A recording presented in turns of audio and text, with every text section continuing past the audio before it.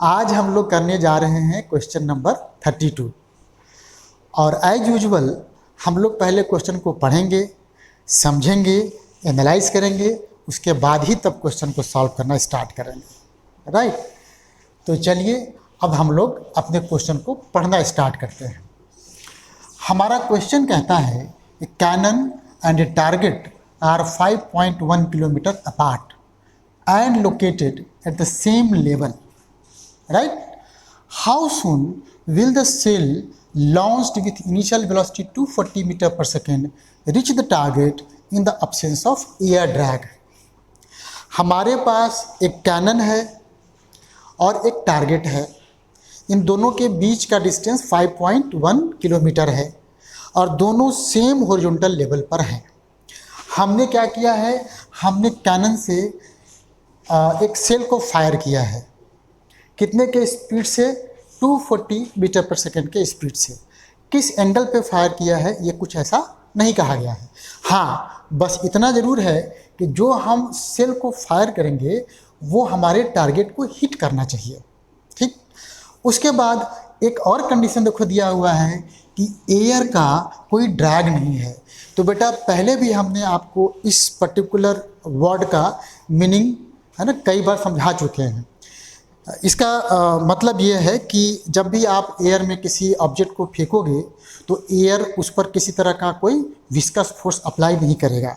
और दूसरी बात कि चूँकि एयर का डेंसिटी बहुत कम होता है तो उसका जो बॉयंसी फोर्स होगा किसी ऑब्जेक्ट पर उसको भी हम नेगलेक्ट करके चलेंगे। राइट, तो इस केस में जैसे ही हमने सेल को लॉन्च किया उस पर केवल और केवल ग्रेविटी एक्ट करेगा। तो ग्रेविटी के इन्फ्लुएंस में हमारा सेल कैनन से टारगेट तक जा रहा है। ठीक है, तो क्या हो गया, जो हम लोग पढ़े हैं अभी तक उसके अनुसार ये प्योर है ना, प्योर प्रोजेक्टाइल मोशन का केस हो गया। तो चलो हम पिक्चर बनाते हैं और फिर देखते हैं कि क्या क्या हम कर सकते हैं। तो ये देखिए, ये है हमारा वो हॉरिजॉन्टल लेवल। यहाँ पर देखो कैनन था और यहाँ पे देखो टारगेट था। ये टारगेट कह लीजिए, ये कैनन कह लीजिए। यहाँ से आपने सेल को u के वेलोसिटी से मान लीजिए यहाँ से लॉन्च कर दिया। एंगल पता नहीं है तो एंगल चलो मान लेते हैं अल्फ़ा, और ये सेल यहाँ जा कर के इसको हिट कर दिया।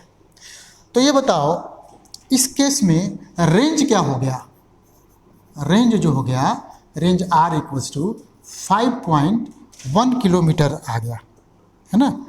5.1 किलोमीटर हमारा रेंज हो गया। बहुत आसान है, यहाँ से देखिए 5.1 किलोमीटर।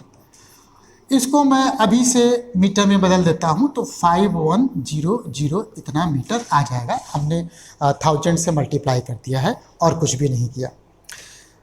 अब देखिए इस क्वेश्चन को हम लोग आगे सॉल्व करने के लिए कुछ करें उससे पहले एक बात थोड़ा सा रिकॉल करो। अगर हमारा एंगल ऑफ प्रोजेक्शन अल्फ़ा है और उस केस में रेंज हमारा 5.1 किलोमीटर है तो एक और एंगल ऑफ प्रोजेक्शन होगा, उसके लिए भी रेंज यही 5.1 किलोमीटर ही होगा अगर मैं वेलोसिटी को सेम रखूं। और वो एंगल आपने पढ़ा है कि दूसरा एंगल जो हो जाएगा वो 90 माइनस अल्फ़ा हो जाएगा ना। तो दो हमारे पास एंगल ऑफ प्रोजेक्शन हो गए। अब सोचिए, इसका मतलब कि यहाँ से यहाँ तक आने में जो समय हम निकालेंगे उसके लिए दो आंसर होने चाहिए। एक अल्फ़ा के लिए, मतलब एक अल्फ़ा एंगल ऑफ प्रोजेक्शन के लिए और दूसरा 90 minus alpha angle of projection के लिए। तो पहले हम अल्फ़ा के लिए निकालेंगे और फिर 90 माइनस अल्फ़ा के लिए निकालेंगे।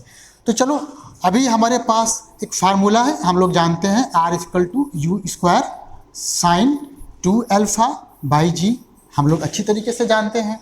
मैंने क्या किया, यहाँ से 2 अल्फ़ा निकाला तो ये हो गया मेरा sine 2 alpha equals to R G by U square. R है तुम्हारा 5100 और इसकी वैल्यू हमने 9.8 इसे ले लिया मान लीजिए, और ये 240 है, ये 240 है। तो जब हम कैलकुलेट करेंगे तो मेरा अप्रॉक्सीमेटली ये 0.866 ऐसे कुछ करके आता है। और अगर आप वैल्यू देखोगे, हमने कैलकुलेट किया है इसको, तो अगर आप वैल्यू देखोगे तो यहाँ से आपका 2 अल्फ़ा अप्रॉक्सीमेटली 60 डिग्री के आसपास होगा। तो अल्फ़ा कितना हो गया? अल्फ़ा हो गया आपका 30 डिग्री। ठीक है, तो एंगल ऑफ प्रोजेक्शन एक हो गया आपका 30 डिग्री, और दूसरा कौन सा हो गया? दूसरा हो गया, यहाँ देखो ये 30 डिग्री है तो ऑब्वियसली ये 60 डिग्री हो जाएगा। अब टाइम पीरियड, टाइम पीरियड कर रहे हैं, टाइम ऑफ फ्लाइट आप जानते हैं, वो भी फार्मूला जानते हैं टाइम ऑफ फ्लाइट के लिए। टाइम ऑफ फ्लाइट, क्योंकि बेसिकली ये टाइम ऑफ फ्लाइट ही निकालना है। This is equals to 2u sine alpha by g होगा। रखो जरा वैल्यू, तो ये 2 हो गया, ये 240 हो गया, ये 9.8 लिया था हमने, और ये हो गया आपका, ये हो गया आपका कितना हो गया? साइन अल्फ़ा, साइन 30 लिख दो पहले, तो साइन 30, तो साइन 30 की वैल्यू 1/2 होता है। ये कटा, और ये हो गया आपका 240/9.8 सेकेंड आपको निकालना है मिनट में। तो आप चुपचाप से 1/60 से इसको डिवाइड कर दोगे तो ये मिनट में आंसर आ जाएगा आपका। अब इसको काटिए, देखिए कटता है कि नहीं।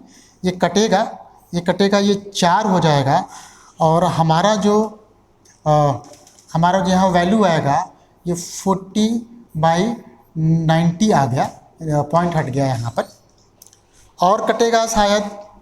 अब आप देख लेना, ये अप्रॉक्सीमेटली ये इतना मिनट में आ जाएगा, ये आ जाएगा 40/98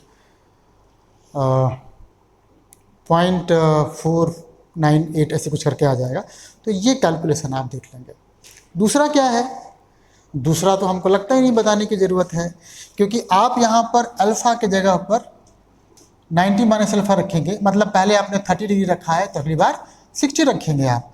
तो जो सेकंड जो टाइम आएगा, सेकंड ना टाइम ऑफ फ्लाइट, ये देखो कितना आसान है।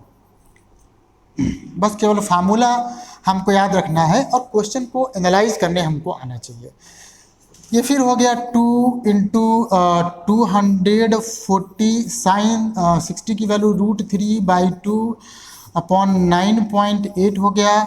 ये सेकंड में आएगा, मैं इसको 1/60 से ऐसे डिवाइड कर दूं, ये हमारा मिनट में आ जाएगा। तो पहली बात तो ये है, फिर से कटा, ये देखिए 4 हो गया, ये फिर से कटेगा 4.9 हो जाएगा, ये शायद फिर कटेगा, ये 2 हो जाएगा, और यहाँ देखो 20/49 और इसकी वैल्यू 1.732 ऐसे रख दोगे, जितना आएगा वो तुम्हारा मिनट में आंसर आ गया।